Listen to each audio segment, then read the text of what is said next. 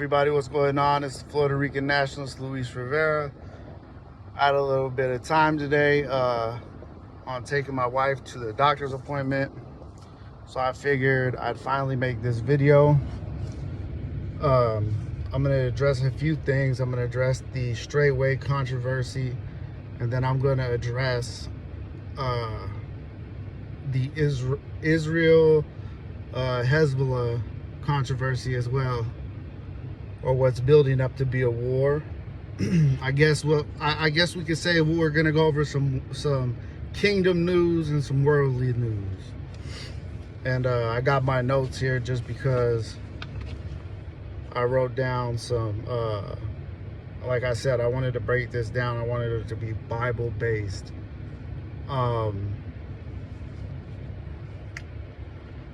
As you know, they raided StraitwayGoshen in Indiana. You know, Pastor Muir and his wife have been arrested. They found the child, of course, in their care. So he never was missing, but they're not going to tell you that because there's a larger motive at play. And I'm gonna go ahead on and be straightforward about how I feel. This is not the only Straitway raid we are gonna see. We are gonna see many more. Sorry, let me turn this AC down. It's blowing cold, like a damn icebox. We're gonna see many more Straitway Truth Ministry raids in the future. They're going to be probably building up a RICO case and probably trying to eventually charge Pastor Dow and other leaders inside of Straitway. I can almost guarantee that because, I mean, first of all, the way they went in there is like, it's like Waco Branch Davidian style raid, you know, full kit, full battle rattle. They had drones overhead, they had MRAPs and Bearcats, and I mean, it's a shame we live in times where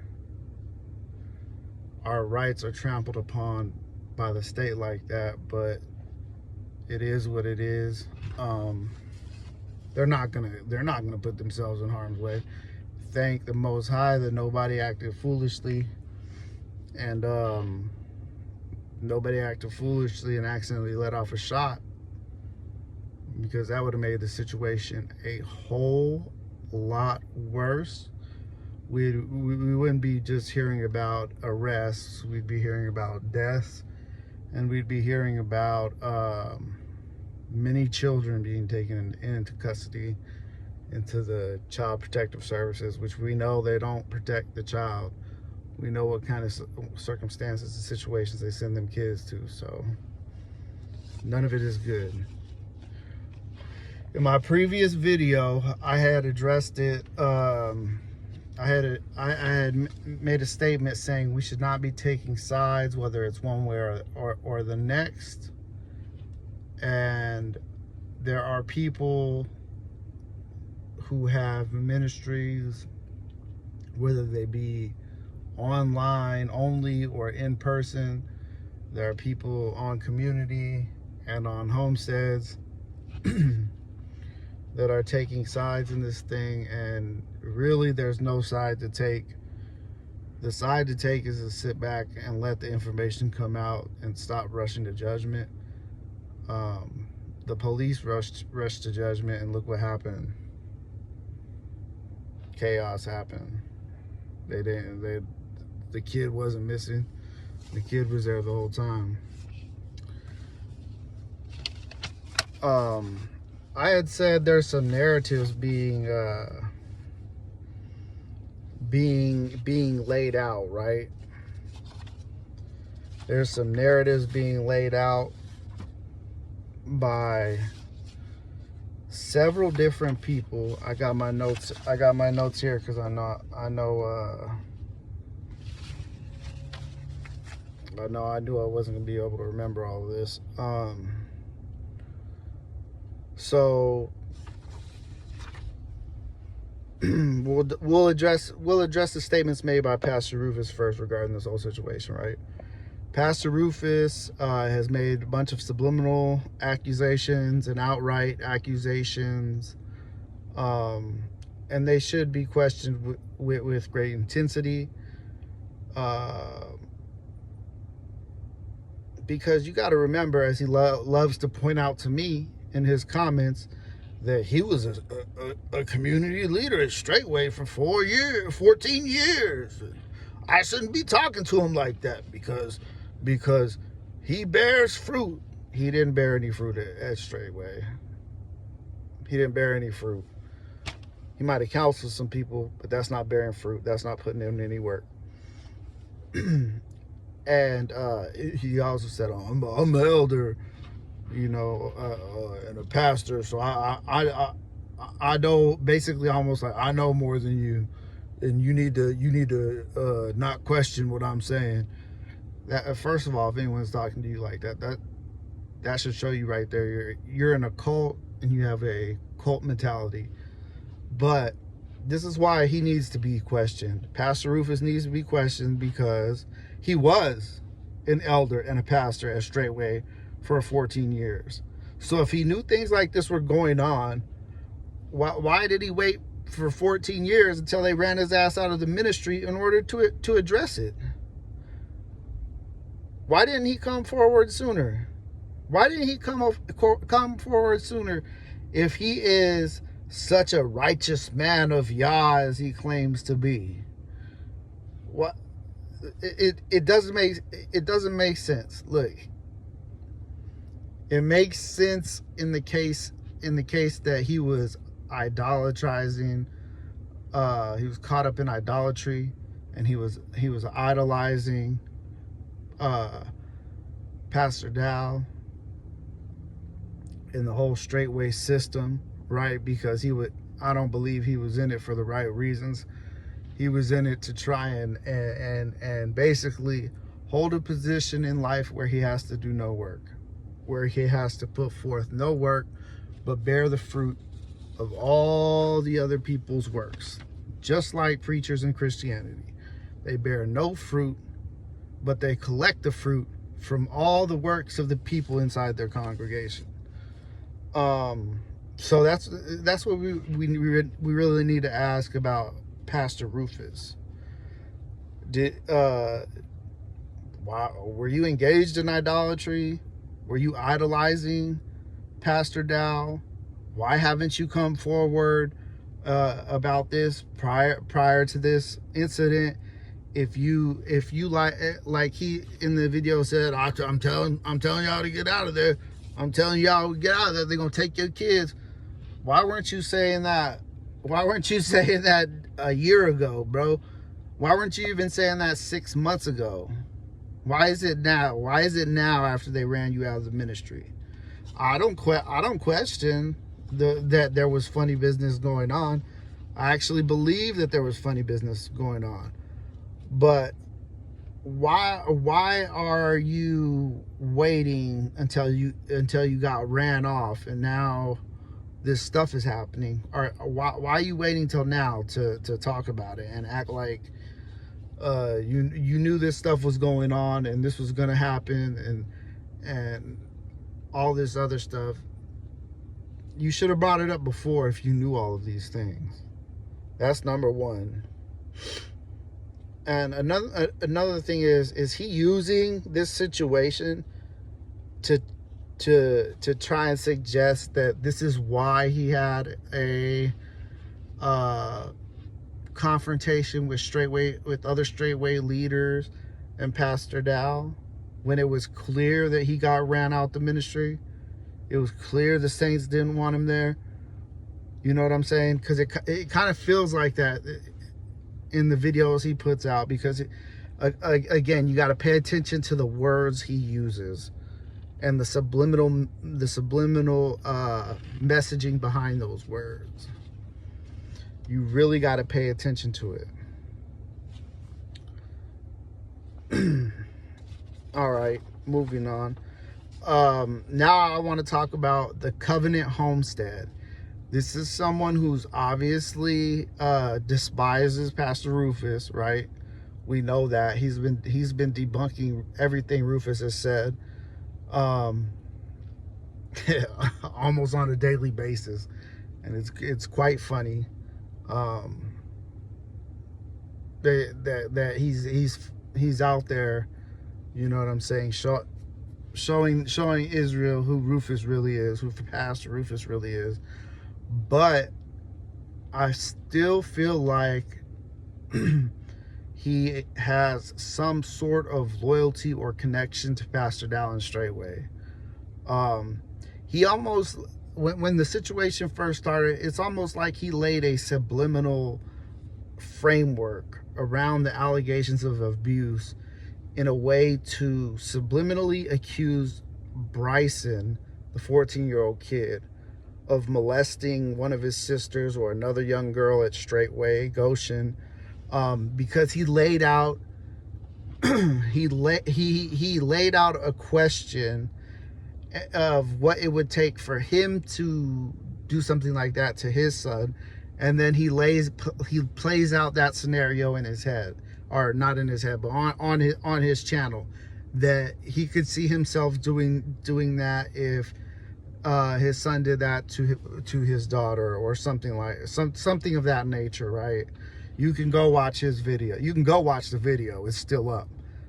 Just like he digs into Rufus's archives, go ahead on and dig into that archive. It's a few days old. It's only a few days old.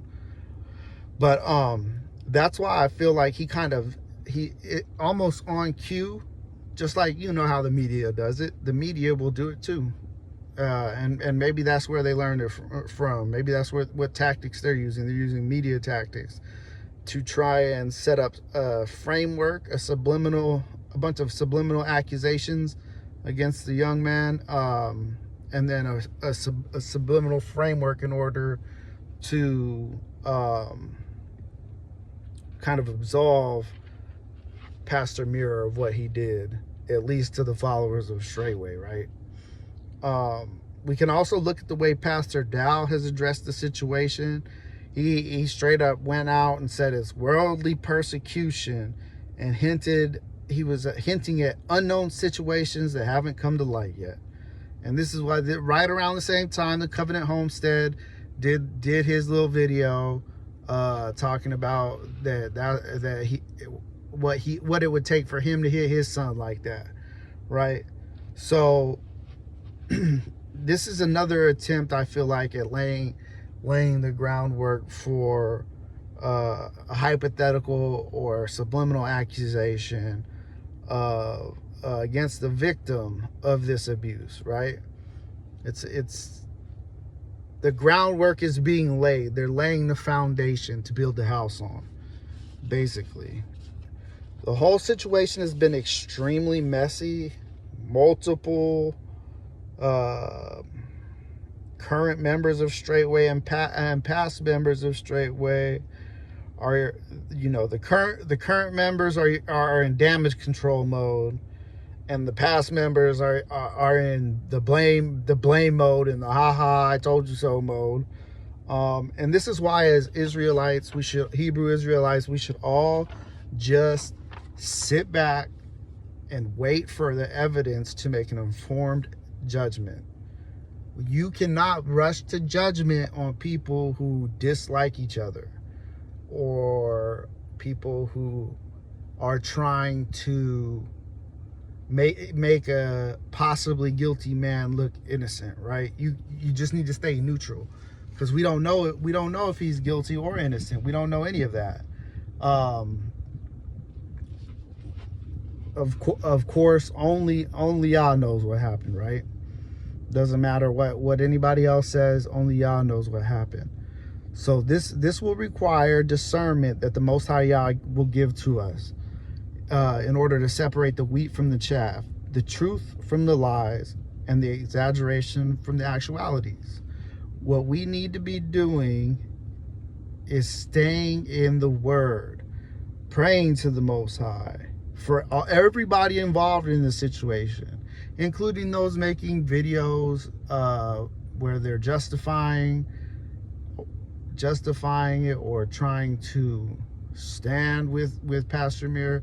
And we need to be praying for those who are dancing in joy and doing the I told you so victory dance, because everybody needs to be prayed for in this whole situation, right? Neither side is winning. There's no win in this situation that's happening, and I think that's what people are not understanding, right?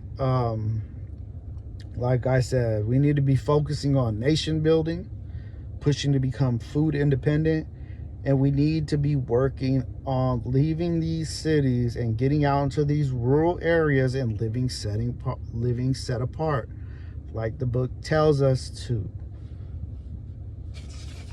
We can look at Yochanan, or Revelations as it's more commonly known, 18:1-4.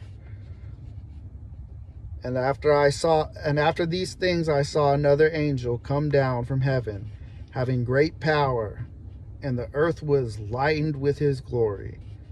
And he cried mightily with a strong voice, saying, Babylon the great is fallen, and is become the habitat of devils, and the hold of every foul spirit, and a cage of every unclean and hateful bird. For all nations, drunk of the wine of the wrath of her fornication, and the kings of the earth have committed fornication with her, and the merchants of the earth are waxed rich through abundance of her delicacies. And I heard another voice from heaven saying, Come out of her, my people, that ye be not partakers of her sins, and that ye receive not of her plagues.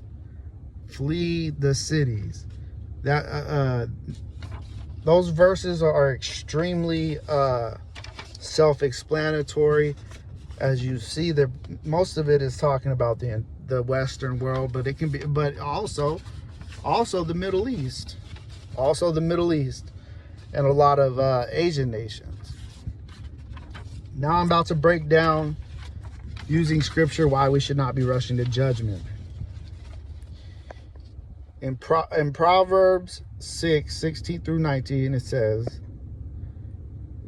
These 6 things Yahuwah hates, yea, 7 are an abomination unto him: a proud look, a lying tongue, hands that shed innocent blood, and heart that devises wicked imaginations, feet that be swift in running to mischief, a false witness that speaks lies, and he that sows discord among the brethren.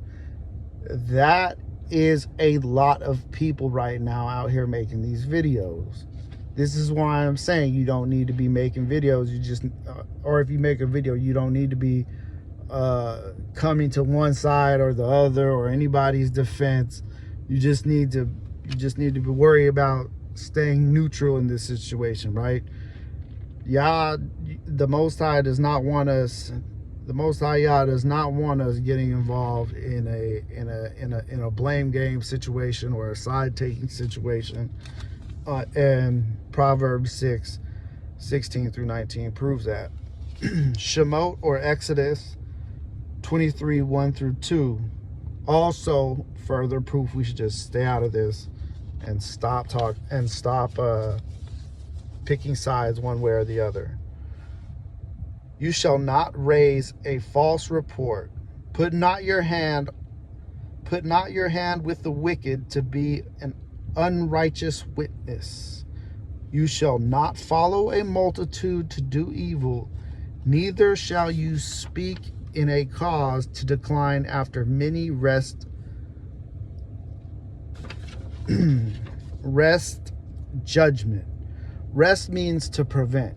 So basically it's saying You shall not follow a multitude to do evil, neither shall you speak in a cause to decline after many, to prevent judgment, or to prevent a just judgment. So we need to wait for all the evidence to come out in order for there to be a just judgment presented. Okay? Shemot, or Exodus 27 or 23:7. Another one. Keep far from false matter, and the innocent and righteous slay you not, for I will not justify the wicked. The wicked in this situation will not be justified. So that's why I'm warning you, and the Bible warns you, the Most High warns you about picking sides and taking sides in this whole thing, man. I'm trying to tell you right now, y'all need to just let this thing go, sit back, relax. The evidence will come out. I guarantee you more Straitway properties will be raided.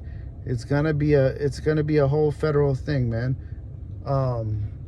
The way they set up everything, how Pastor Dow keeps talking about he owns the property but nothing's in his name. All these videos he's making, you know what it's called? It's called self-incrimination. Okay, I'm not saying he's doing anything wrong, but what I'm saying is the government will use these things to further their case against Straitway or anyone in Straitway that they are going after. Now that we're out of the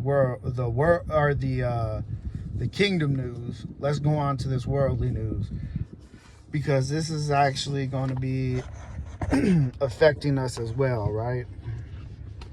We're going to talk about Israel and Hezbollah. So apparently a bunch of generals, both active and retired, went out to the New York Times and said that they need a ceasefire by any means necessary with Hamas. I said this as soon as they started bombing Gaza. I said they are creating the conditions for their own destruction. They are creating the conditions for their own military defeat. They have not practiced counterinsurgency warfare at all. This whole time they've been going to war. They've been going in there. They've been doing a lot of destruction and a lot of killing of innocent people, but they have not been doing counterinsurgency tactics, which is what you need to do if you want to at least uproot Hamas from the area. So they don't, the claims of them wanting to defeat Hamas is bogus. It's bogus. We know that. We know who they are. They're the synagogue of Satan. We know that.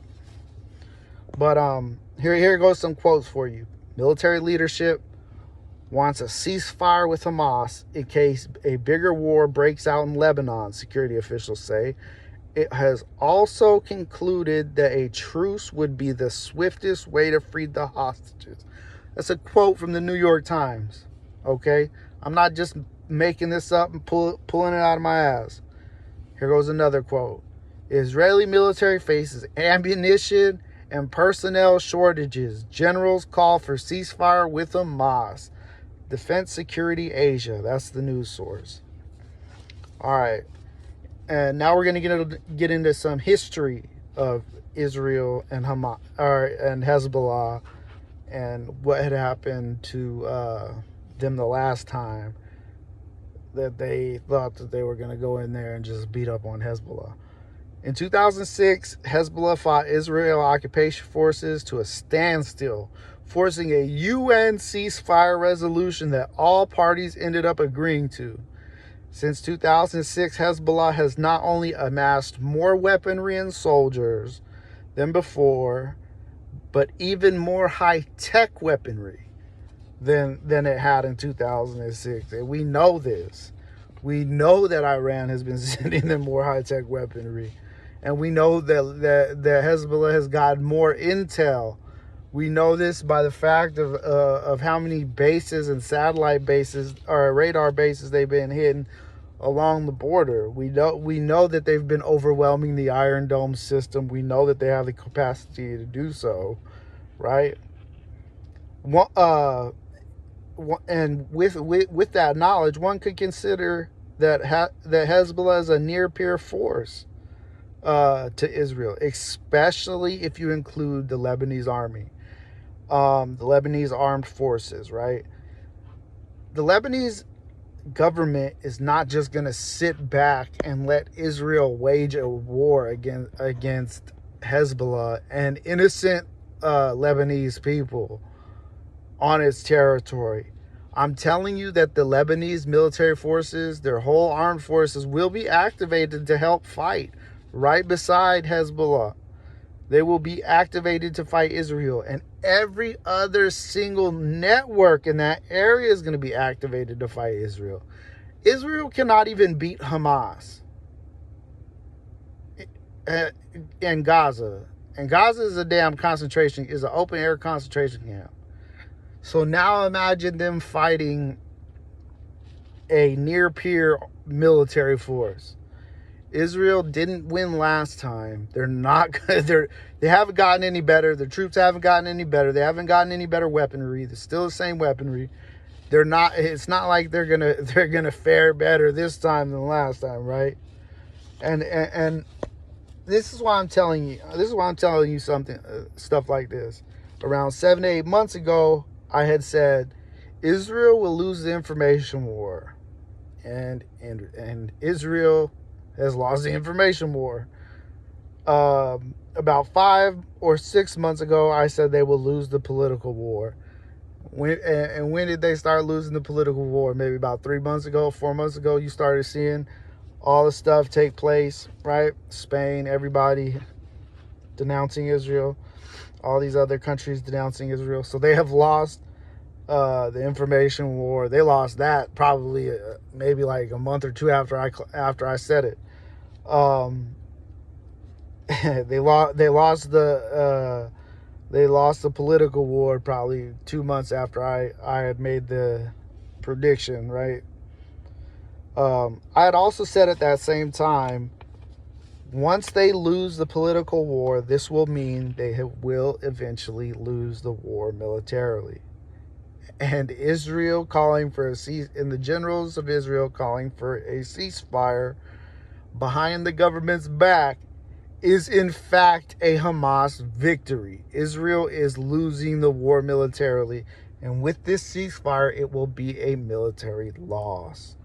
There are people in the streets protesting for a ceasefire right now, like hundreds of thousands of Israelis, because they know what time it is. The writing's been on the wall for a long time. It just takes a while for the brainless horde to finally catch on. The smart ones have been stockpiling and prepping and getting everything ready for this broader war. And now the hordes are out in the streets trying to prevent a broader war, which I don't think they'll be able to do. But so like I said, an Israeli ceasefire with Hamas is in fact a military defeat and an important win for Hamas. It is an important win.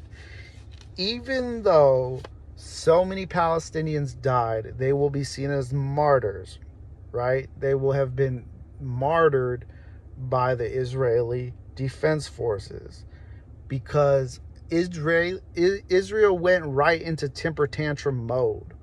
When all of this happened, Israel went right into temper tantrum mode and just started bombing everything. I said this at the very beginning when they were doing all these bombings, the indiscriminate bombings. I said Israel is creating the conditions for their own military defeat. Here we are, what is it, like 9-10 months later, and they've created the conditions for their own military defeat. In fact, they're waving the white flag right now as we speak. So that's it. That's all I wanted to go over. I love y'all. Y'all stay blessed. Keep your head on a swivel. Have a great preparation day and have a blessed Sabbath tomorrow. Love y'all. Stay blessed. Peace.